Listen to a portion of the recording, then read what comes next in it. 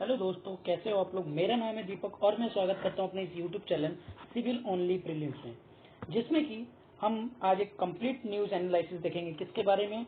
Genome sequencing के बारे में। किसके बारे में? Genome sequencing. अब देखिए, जीनोम सीक्वेंसिंग एक इम्पॉर्टेंट टॉपिक हो जाता है आपके यूपीएससी में, आपके साइंस एंड टेक से रिलेटेड, क्योंकि इससे यह आज की ट्रेंडिंग टॉपिक है, जिसके कारण इसमें जो है क्वेश्चन जो है बनने की संभावना ज्यादा रहती है और हर साल बनता भी है।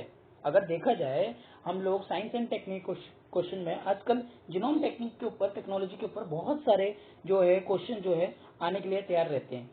ठीक है, और काफी इंपॉर्टेंट टॉपिक हो जाता है। तो इसके बारे में हम आज कंप्लीट एनालिसिस करेंगे कि जीनोम सीक्वेंसिंग होता क्या है, क्यों है, क्या नहीं है। ठीक है, अगर हम बात करें जीनोम सीक्वेंसिंग को पढ़ने की आज जरूरत क्यों पड़ी है, क्योंकि एक हिंदू न्यूज़पेपर के आज आर्टिकल है, उसके बिहाफ पे हम क्या करेंगे, जीनोम सीक्वेंसिंग को समझने की कोशिश करेंगे। ठीक है, देखिए ये है उसका यह article, genome sequencing screening for babies unlock blueprint of health. क्या है इसके पर पूरा डिटेल जो है आज जानने की कोशिश करेंगे। ये सारी चीजें है क्या, जीनोम सीक्वेंसिंग है क्या, तो उसके बारे में जानने की कोशिश करेंगे। चलिए स्टार्ट करते हैं हमारी आज की वीडियो को। अगर हम सबसे पहले जीनोम सीक्वेंसिंग को जानना है तो what is whole genome sequencing, genome sequencing है क्या, इसके बारे में जानना जरूरी है। लेकिन जीनोम सीक्वेंसिंग को जानने से पहले मैं थोड़ी बार आपको कुछ साइंस की चीजें जो है आपको रूबरू करवा दूं। जैसे आपके जीन, व्हाट इज जीन, ठीक है, डीएनए, ठीक है, इनके बारे में थोड़ा मैं आपको एक्सप्लेन करूँ। देखिए, अगर जीन की बात करें, जीन जो होती है, जो आपकी जेनेटिकल चीजें होती है, जो भी जेनेटिकल इंफॉर्मेशन होती है, वो सब इसी जीन के अंदर होती है। ठीक है, जैसे एग्जाम्पल लिख के देते हैं, एग्जाम्पल के मैं आपको पूरा होल समझा ही देता हूँ उसको। एक सेल है, हर इंसान की बॉडी जो होती है किससे बनी होती है? सेल से बनी होती है। ठीक है, सेल से बनी होती है। ये सेल में क्या होता है, आपके न्यूक्लियस होता है। क्या होता है? ये वाला पार्ट जो होता है, सपोज कीजिए सेल का एक नाभिक होता है, न्यूक्लियस होता है। ठीक है, इस न्यूक्लियस में आपके होते हैं जीन। ठीक है, इनके अंदर होते हैं और इसी में ही आपके क्या होते हैं? DNA, deoxy ribo nucleic acid, deoxy ribo nucleic acid. ठीक है, डाईऑक्सी राइबो न्यूक्लिक एसिड। तो ये जीन जो होता है, ये होती है सबसे, जैसे आपका बॉडी जो होता है, बॉडी का सबसे छोटा हिस्सा सेल होता है, इसी तरह से आपके सेल का जो सबसे छोटा हिस्सा है, जो जेनेटिक इंफॉर्मेशन पहुंचाता है, वो है जीन। ठीक है, जो जेनेटिक इंफॉर्मेशन पहुंचाता है, ये किसके अंदर होता है? आपके डीएनए के अंदर। अब डीएनए के अंदर जब होगा तो डीएनए का स्ट्रक्चर कुछ होता है, तो ये होता है आपके डीएनए का स्ट्रक्चर, इस तरह से ये है आपका डीएनए का स्ट्रक्चर। ठीक है, अब इस डीएनए में क्या होता है, अलग अलग प्रोटीन जो होती है मिलके इस डीएनए को मिला बनाती है। अब ये जो होती है, इसमें एडिनाइन होती है, ठीक है, थाइमाइन होती है, गुआनिन होती है और चौथा होती है साइटोसाइन। ठीक है, इन्हीं का ही क्या किया जाता है, डीएनए में सीक्वेंसिंग की जाती है, जिसके बारे में मैं आगे बताने वाला हूँ। चलिए जानते हैं। अगर बात करें, सभी ऑर्गेनिज्म में क्या होती है, एक यूनिक जेनेटिकल कोड होती है, जिसको हम लोग जीनोम कहते हैं। ठीक है, एक जेनेटिकल कोड होती है जिसको हम जीनोम कहते हैं, जो अलग अलग किससे बने होते हैं? न्यूक्लियोइड से, न्यूक्लियोटाइड से। ठीक है, न्यूक्लियोटाइड की जो बेसिस होती है वो कौन सी होती है? जैसे मैंने आप लोग को बताया, एडिनाइन, थाइमाइन, साइटोसाइन और ग्वानिन। ठीक है, ये जो होती है, ये सारी यूनिक होती है एक डीएनए फिंगरप्रिंट में, डाईराइबो न्यूक्लिक एसिड के फिंगरप्रिंट में।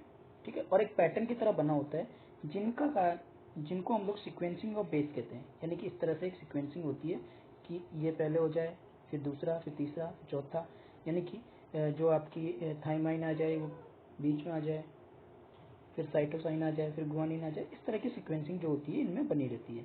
ठीक है, और यही डिटरमाइन करता है ऑर्डर ऑफ द बेसिस को, जिसको हम लोग कहते हैं सीक्वेंसिंग। इसी को ही हम लोग क्या कहते हैं? सीक्वेंसिंग कहते हैं। ठीक है। अगर सीक्वेंसिंग जो की जाती है कहाँ की जाती है, सीक्वेंसिंग आपकी सारी सीक्वेंसिंग जो होती है लेबोरेटरी प्रोसीजर से होती है, जिसमें इनकी क्या होती है, ऑर्डर जो होती है, ऑर्डर बेस पे जो है ये सीक्वेंसिंग जो है एक ऑर्गेनिज्म का एक प्रोसेस बना हुआ रहता है। ठीक है, आगे बढ़ते हैं। इनकी मेथोडोलॉजी क्या है, किन किन तरह से हम लोग कर सकते हैं, डीएनए शेयरिंग के कारण से कर सकते हैं जीन सीक्वेंसिंग, डीएनए बारकोडिंग से, डीएनए सीक्वेंसिंग और डाटा एनालाइज के थ्रू हम लोग जीनोम सीक्वेंसिंग जो है वो कर सकते हैं। सबसे पहले एक एक चीज को समझते हैं। डीएनए शेयरिंग क्या करते हैं, डीएनए शेयरिंग इसमें साइंटिस्ट क्या करते हैं, मॉलिक्यूलर सीजर का इस्तेमाल करके डीएनए को कट करते हैं। ठीक है, जिसमें जो कि कंपोज होता है किससे, मिलियन ऑफ बेसेस, जिसमें कि बेसेस आपके ACTG, एडेनोसाइन, साइटोसिन, थाइमाइन और ग्वानिन। ठीक है, इनको क्या करते हैं, छोटे छोटे पीसेस में जितने भी हो सके उसको सीक्वेंसी की तरह काटते हैं, और काटने के कारण से उसको जो सीक्वेंसिंग मशीन है उनको क्या करती है, उसको रीड करती है कि किस तरह से इसमें सीक्वेंसिंग जो है हो रखा है। ठीक है, इसके बाद डीएनए बारकोडिंग में क्या होता है, साइंटिस्ट क्या करते हैं, इसमें ऐड करते हैं छोटे छोटे पीस के किसके, डीएनए टैग्स के या बारकोड्स के, जिससे कि आइडेंटिफाई हो जाता है कि कौन सी पीसेस जो है डीएनए शेयर डीएनए का बिलोंग करता है कौन सी बैक्टीरिया की। जैसे मान लीजिए इस दो तरह की बैक्टीरिया, इसमें एडेनोसाइन और साइटोसिन पहले आ गए। ठीक है, इसमें ग्वानिन और थाइमाइन पहले आ गए, तो ये क्या करते हैं, इन दोनों बैक्टीरिया को डिफरेंट बना देगा। ठीक है, तो इस तरह से ये डीएनए बारकोडिंग होती है। इसके बाद चौथी है डीएनए सीक्वेंसिंग, जिसमें बारकोड डीएनए का जो है वो अलग अलग बैक्टीरिया से क्या करते हैं, कंबाइन करते हैं और उसको डीएनए सीक्वेंस में सीक्वेंसर की तरह उसको डाल देते हैं, जिससे कि सीक्वेंसर जो है आइडेंटिफाई हो जाता है ACTG के या उनके बेसिस पे, जिससे कि एक बैक्टीरियल की सीक्वेंसिंग जो है वो बनती रहती है। आगे बात करते हैं, फिर उसके बाद डाटा एनालिसिस करते हैं, कंप्यूटर में रिकॉर्ड की जाती है, जिससे कि कंपैरिजन की जाती है मल्टीपल बैक्टीरिया की और उसके बीच के डिफरेंस को आइडेंटिफाई कर लिया जाता है, और जिसके कारण से वो जो बैक्टीरिया है उसको कैसे तोड़ना है या कैसे बनना है उसके बारे में भी यहाँ पे डिस्कस हो जाती है डाटा एनालिसिस में। आगे अगर हम इसकी सिग्निफिकेंस की बात करें, जीनोमिक इन्फॉर्मेशन क्या देता है कि ये आइडेंटिफाई करता है इनहेरिटेंट डिसऑर्डर को जो है इनहेरिटेंट को आइडेंटिफाई करता है, और उससे जो म्यूटेशंस होते हैं, जिस तरह के अगर म्यूटेशन वगैरह होते हैं तो उन म्यूटेशन को क्या करता है, उन म्यूटेशंस को आइडेंटिफाई करता है। अगर सपोज कीजिए जैसे कोविड-19 हुआ था, कोविड-19 में अलग अलग तरह की बैक्टीरिया जो है वो आ रही थी। ठीक है, बैक्टीरिया नहीं, वायरस जो है अलग अलग तरह की जो है आपके डेवलप हो रहे थे, कभी ओमिक्रॉन हो गया, कभी B1 हो गया। ठीक है, इस तरह के अलग अलग वायरस जो है उनकी जो म्यूटेंट है बन रहे थे, तो उनके म्यूटेंट्स को कहीं ना कहीं क्या करने के लिए कि किस तरह से ये डेवलप हो रहे हैं, उनकी सीक्वेंसिंग जो है इनसे पता लगती थी। देखिए, आप देखते होंगे कोविड-19 के टाइम पे इनकी सीक्वेंसिंग अगर होती थी तो डीएनए की जो म्यूटेशन होती थी उसके बारे में अलग अलग नाम कैसे पता लग जाते थे एकदम से, वो सारे इसी के कारण से ही पता लगते थे। ठीक है, अगर कोई तरह की इस तरह की डिजीज का आउटब्रेक होगा तो इसको ट्रैकिंग करने में आसानी हो जाएगी, ये इसकी सिग्निफिकेंस है। दूसरी बेनिफिशियल क्या है, ये एग्रीकल्चर लिए इंपॉर्टेंट है, जैसे लाइफ स्टॉक हो गया, प्लांट्स हो गया, या डिजीज कोई रिलेटेड माइक्रोब्स हो गए, उनमें अगर कुछ इस तरह की सीक्वेंसिंग बननी होती है जिसके कारण से उनको प्रॉब्लम आ रही है या फिर उनके प्रोडक्शन में दिक्कत आ रही है, तो वो क्या उसकी इससे दूर हो सकती है। ठीक है, चलिए आगे बात करते हैं। अब आते हैं हम अपनी न्यूज पे। न्यूज क्या है, genome sequencing screening for babies unlock blue print of health. क्या बताया जा रहा है, जो न्यू बॉर्न स्क्रीनिंग प्रोग्राम है वो क्या है, वैग है इन अलग अलग कंट्रीज में। ठीक है, और जैसे कि and have deployed in India well, और ये अच्छी तरह से डिप्लॉयड हमारी इंडिया में भी है। ठीक है, बेस्ड ऑन है किस पे, फैक्ट पे, जो पहले क्या करता है, डायग्नोसिस करता है, फिर अलाउ करता है इफेक्टिव ट्रीटमेंट को, और सेव करता है इन्फेंट को, या फिर उनकी जो डेथ होती है, डिसेबिलिटीज होती है, उसके बारे में आइडेंटिफाई करके उनको सेव करता है। अगर हम बात करें in the US health worker screen की, around 30 disease included treatable ones. ठीक है, यानी कि एक जीनोम सीक्वेंस से 30 डिजीज को जो है वो क्या कर सकते हैं, हेल्थ केयर वर्कर जो है स्क्रीनिंग कर सकते हैं। ठीक है, तो सोचिए कितने फायदेमंद है ये हमारे लिए और कितनी इंपॉर्टेंट भी हो जाती है। तो इसीलिए ये यूपीएससी के एक ट्रेंडिंग क्वेश्चन में बना रहता है। ठीक है, तो चलिए टॉपिक को आगे बात करते हैं। अब यहाँ पे इसकी बात करनी है कि ये क्या है, ये न्यूज में क्या है बना हुआ है, किस लिए बना हुआ है। देखिए, अगर आप एक इमेजिन सिचुएशन यहाँ पे जो कॉन्टेक्स्ट में दे रखा है उसके बारे में पूरा मैं आपको डिटेल एनालिसिस देने की बात करता हूँ। देखिए, अगर आप एक सिचुएशन ऐसा आता है, इमेजिन कीजिए कि सभी बीमारियां जो न्यू बॉर्न बेबी है, ठीक है, उसको एक सीवियरली इल हो जाए, सभी कोई, मतलब जो भी न्यू बॉर्न हो रहे हैं और सब क्या है, आईसीयू में जल्दी जल्दी भर्ती हो रहे हैं, तो उनको उस टाइम पे क्या जरूरत है, एक इफेक्टिव ट्रीटमेंट की जरूरत है। अब वो इफेक्टिव ट्रीटमेंट आपको कहाँ से लानी है, उनको बीमारियों का ही पता करना है और वो किस वजह से भी हो रही है ये सारे भी देखना है, ठीक है, डायग्नोसिस करना है जिससे कि उनको इफेक्टिव ट्रीटमेंट जो है वो मिल सके, ठीक है। उसके लिए आपको कुछ ऐसा मैकेनिज्म तो बनाना पड़ेगा। एक सिनेरियो जो प्ले करता है प्रैक्टिकली, जो हमारे natal ICU in regular basis, यानी कि आप आईसीयू में उनको रखिए और उनको रेगुलर बेसिस पे उनको ऑब्जर्वेशन पे रखिए, उससे आपको पता लग जाएगा। लेकिन the situation is complicated when disease affecting the babies is not common. अगर डिजीज जो है, जो अफेक्टिंग कर रही है वो कॉमन नहीं है, तब क्या करेंगे, ठीक है ना। जब ये क्या है, बेबीज को जो अफेक्ट डिजीज है वो जो अफेक्ट कर रही है बेबी को, not common and known to many clinically. इसको थोड़ा इरेज कर देते हैं। देखिए, तो क्या बताया है, अगर डिजीज कॉमन ना हो तो क्या होगा, not common and known to many clinically and could be viewed in medical textbook और डाटाबेस। तो क्या होगा इस टाइम, तो प्रॉब्लम क्या होगी, तो इसी चीजों को टैकल करने के लिए हम क्या करते हैं, जीनोमिक सीक्वेंसिंग करते हैं। जीनोमिक सीक्वेंस से हमें जल्द से जल्द इसके बारे में पता लग जाता है।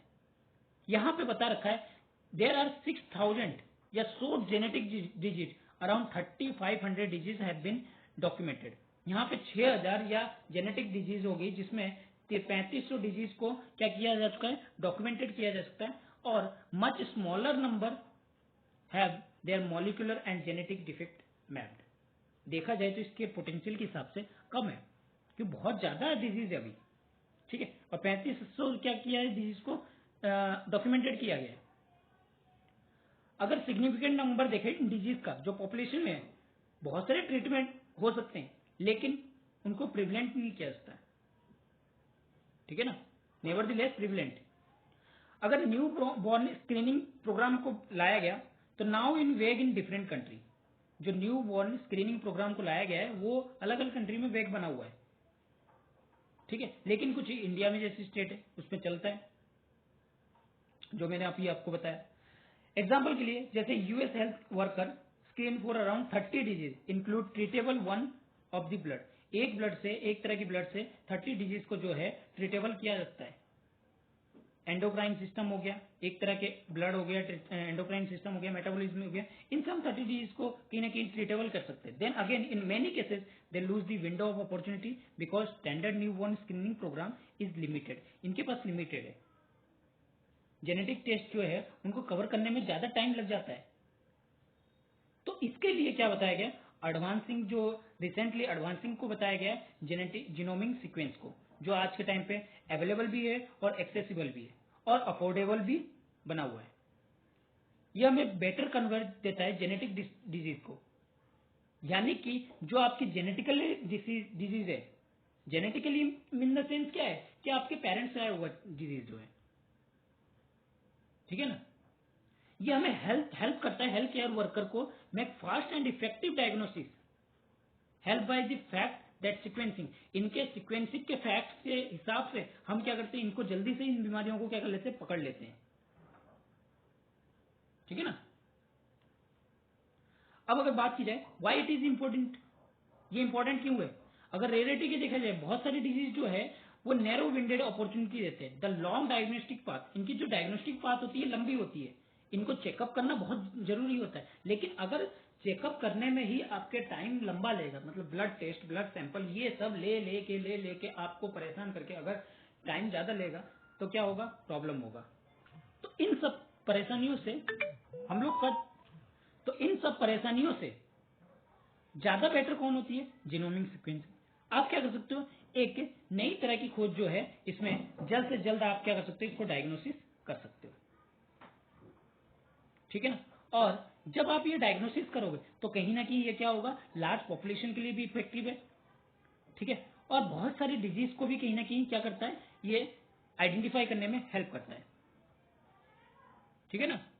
अगर हम बात की जाए, discovery of past 3 decade have been allow small but significant number of disease treated manage effectively. अगर हम 3 डिकेड की बात करें तो यहाँ पे जो हमारी डिजीज की जो ट्रीटमेंट है वो कहीं ना कम हुई है, इफेक्टिव, लेकिन वो इफेक्टिव भी हुई है। ट्रीटेड जरूर हुए हैं लेकिन वो इफेक्टिव हुए, लेकिन वो क्या है, छोटे अमाउंट में। लेकिन ये हमें क्या देता है, एक नई अपॉर्चुनिटी देता है, जिससे कि हम डायग्नोसिस को जो to diagnosis and treated genetic disease through genomic sequencing newborn baby specially sick one, जो बीमार पड़ जाते हैं स्पेशली उनको ट्रीटमेंट करने में हमें आसानी होती है। ठीक है ना। अब इसमें कुछ रिसर्चर के नाम दे रखे हैं, वो इतना इंपॉर्टेंट नहीं है। अब देखिए, वाई स्क्रीन हेल्थ बेबीज। देखिए बेबीज का ये क्यों स्क्रीनिंग किया जाए, बड़े इंसान का क्यों। देखिए आप, एक बच्चा जब जन्म होता है ना, जो बेबी बोर्न होती है, तो वहां पे वो किस तरह, क्योंकि वो जेनेटिक सीक्वेंसी से जुड़ी होती है। ठीक है ना। आप ऐसे समझिए कि जब बेबी एक बॉर्न होती है तो वो किसका जीन लेके आती है, अपने पेरेंट्स का जो है, मदर का और फादर की जीन जो है लेके आती है। और वो जो बीमारियां होती है वो स्टार्टिंग स्टेज में ही हमें अगर इसके बारे में पता लग जाए, हमें उसकी रिकॉर्ड रह जाए, तो कहीं ना कहीं हम क्या कर सकते हैं, इसका इस्तेमाल एक बड़े लेवल पे भी कर सकते हैं। क्योंकि वहां पे वो बीमारी वो कैसे लेके आ रहे हैं, डिजीज को कैसे लेके आ रहे हैं, वो कहीं ना कहीं इवेल्युएट करने की जरूरी है। तो वो कहां पे होना चाहिए, वो अगर आप प्रिलिमिनरी स्टेज में किसी चीज को अगर हम लोग शुरुआती स्टेज में देख ले तो वो हमारे लिए ज्यादा फायदेमंद होता है। अगर हम उसको आखिरी तक वेट करेंगे कि ये बढ़ेगा बढ़ेगा, तो वो कहीं ना कहीं प्रॉब्लमेटिक हो जाता है। ठीक है। अलग अलग जनरल के हिसाब से अलग अलग बताया गया है कि evaluate the sequence of 127 apparently health and 32 sick infant. It found that just over 10% of infant has unparticipatory risk of genetic disease. जब when these infants were followed up 3 to 5 year sequencing revealed causing disease 3 infant.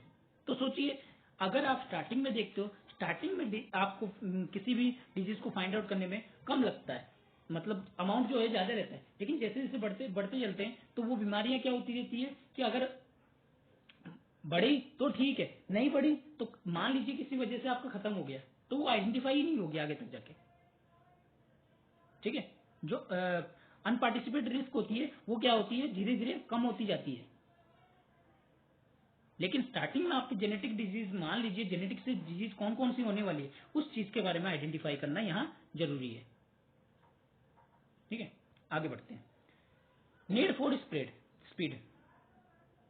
देखिए क्या बताया जा रहा है, एक minute, ये adjust नहीं हो रहा। हाँ, the fight for who can sequencing fastest start first Guinness book record entry 26 hour. देखिए जब शुरुआत की गई थी तो 26 आवर लगे थे जीनोम सीक्वेंसिंग करने के, लेकिन उसकी रिकॉर्ड को और कम होते गया, 5 आवर 2 मिनट में भी जीनोम सीक्वेंसिंग हो सकता है। सोचिए 5 घंटे में, यानी कि एक दिन में आप 4 जो है, मैं मिनिमम लेके चल रहा हूँ, 4 जो है आप सीक्वेंसिंग कर सकते हैं। सोचिए इतना है।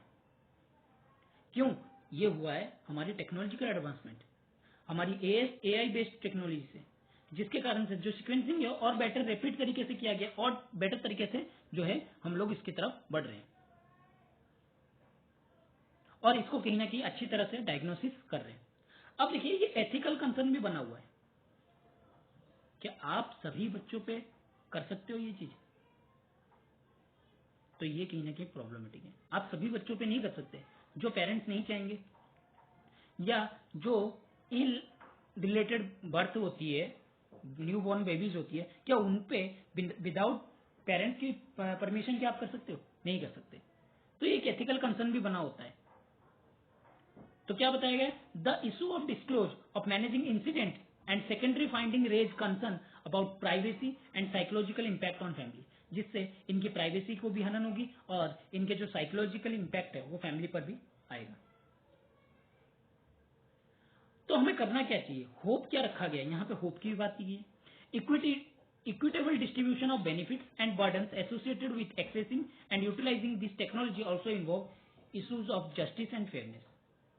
आप क्या कर सकते हो, इक्विटेबल डिस्ट्रीब्यूशन कर सकते हो बेनिफिट्स का और बर्डन का, जिससे कि आप इनको एक्सेसिस कर सकते हो या फिर यूटिलाइजेशन कर सकते हो किसका, टेक्नोलॉजी का, जिससे कि इस इश्यूज को क्या किया जाए, जस्टिफाई किया जा सके और फेयरनेस के तरीके से किया जाए। तो और क्या बताया जा रहा है, vast potential of rapid newborn whole genomic sequencing unfold, we stand crossroad of hope and introspection. इनको आज के टाइम पे क्या जरूरी है कि आप किसी चीज को इंट्रोस्पेक्शन करना जरूरी है। किसी चीज को देखिए, जो भी बेबी बॉर्न होते हैं, ठीक है, अगर इनकी टाइमली अगर जीनोम सीक्वेंसली किया जाए तो कहीं ना कहीं आगे होने वाली जो न्यू डिजीज जो होने वाली है उसको कहीं ना कहीं आप आइडेंटिफाई इसी स्टेज में ही कर सकते हो। तो आपको क्या करना चाहिए, इस चीज के लिए टेक्नोलॉजी का इस्तेमाल करना चाहिए। जो रेयर डिजीज जेनेटिक ऑर्डर है उसको डिटेक्ट करना चाहिए ताकि इस तरह की एविडेंस निकाला जा सके और एविडेंस के साथ साथ उसको फिर आगे जो है इस्तेमाल किया जा सके और एक इससे बेटर अपॉर्चुनिटी जो है लोगों को मिलेगी, जिससे कि उनकी हेल्थ कंडीशन जो होगी वो बेटर होगी और बेटर सर्वाइवल जो है वो लॉन्ग रन तक बेटर सर्वाइव कर पाएंगे। ठीक है, आई होप कि आपको ये लेक्चर जो है अच्छा लगा होगा। अगर इसको लेक्चर को अच्छा लगा तो इसको लाइक कीजिए, शेयर कीजिए और सब्सक्राइब करना ना भूलिए। Thank you.